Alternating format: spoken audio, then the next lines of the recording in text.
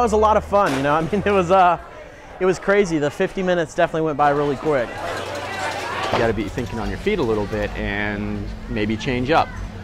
So I just tried to simplify some plates and maybe left out a couple of ingredients just to make it a little bit easier.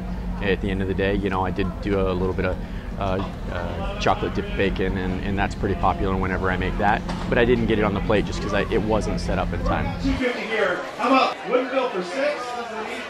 We don't do a ton of Asian stuff. I don't do a ton of Asian stuff, but I thought it'd be a lot of fun considering we're in the Pacific Northwest to do something that had a little bit of an Asian influence. And Vietnamese is one of my favorite things in the world, and so it's just a lot of fun. It's got really punchy, big, bold flavors, so I love it. Going once. That's fine by me. Going twice. 375. It's a chef's dream to work with somebody as quality as him. You want me to chop this parsley real quick? Yeah, of course. Once this tightness comes down tight, we're going to finish it off. We're going to season it and be ready to go. He was just telling me about the procedures that he was going for, the flavor profiles, and being a chef, it was really easy to talk our lingo and get to the championship, so that's what we were really happy to take home today. It kind of was like having a ringer as a sous chef, because I'm like, hey, do this, this, this, and this. All right, cool, and then he did it. So it was a tremendous help. I mean, absolutely, it has to be the reason I sealed the win for sure. He knew how to use a knife. He cooked in college, but you know that was probably, I'm going to say 15 years ago. And then there's the alcohol factor. This is a food and wine event, and you know he took the tip of his thumb off, and that is that's part of what we do. And fortunately, he's worked in a professional kitchen in the past, and he knew that. You know, you wrap it up with a towel, you put a glove on, and you carry on.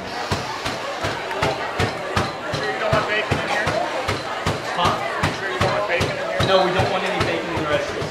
Let me write the menu. The only way you're going to know how something's going to come out is if you taste it. You got to keep tasting it. Flavors change, flavors develop, they bloom, they intensify, they soften, and so you really got to get in there and keep tasting it. And then, unless you're tasting the final product before it hits the plate, you don't know what the judges are going to get. Anybody else? 650? 800. I need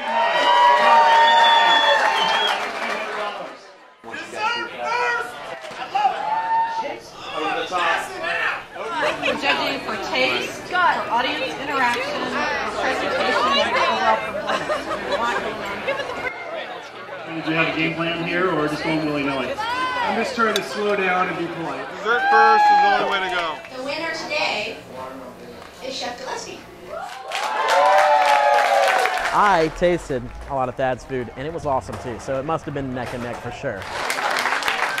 I'm a highly competitive person, and I don't think that any of us as chefs really get to be successful in our own minds without being competitive. I liked Kevin going in, having never met him. After losing to him, I still like him. I think he's a good guy, and definitely, you know, he's a quality chef. I kind of went into this with just the expectation of making some things that were really delicious, and that's what it came out with. So I'm really happy that we just made some delicious, you know, pretty straightforward, simple food. That's what I'm all about. Gig Harbor isn't known for world-class cuisine and things like that, and for us to be able to show that we can at least compete with them, maybe not beat them yet. We're 0-2 right now, but maybe next year we'll take it away. This is a wonderful thing that they have going here. This museum is amazing. The entire town is really awesome, and it's just great to be here.